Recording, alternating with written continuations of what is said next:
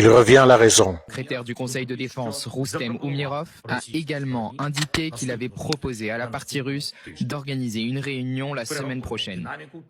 La dynamique de négociation doit être renforcée. Nous devons tout faire pour parvenir à un cessez-le-feu. Et la partie russe doit cesser de se dérober aux décisions. L'échange de prisonniers, le retour des enfants, la fin des tueries et une rencontre au niveau des dirigeants sont nécessaires pour que la paix dure vraiment.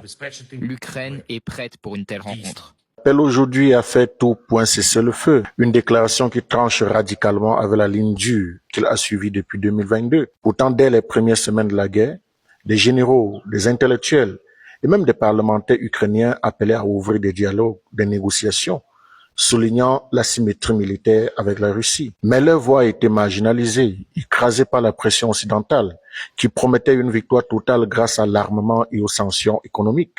Zelensky, porté par ce soutien, a fermé la porte à tout compromis, allant jusqu'à signer un décret interdisant de négocier avec Vladimir Poutine. 2 ans et demi plus tard, la réalité le rattrape.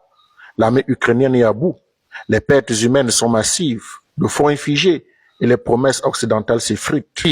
Les Américains et les Européens parlent déjà d'après-guerre, gel du conflit.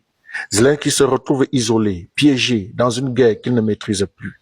Aujourd'hui, appeler au cessez-le-feu n'est pas une stratégie, c'est une reconnaissance d'échec. Pour beaucoup, c'est surtout une opportunité manquée, celle d'avoir pu négocier plus tôt, lorsque l'Ukraine avait encore des cartes à jouer.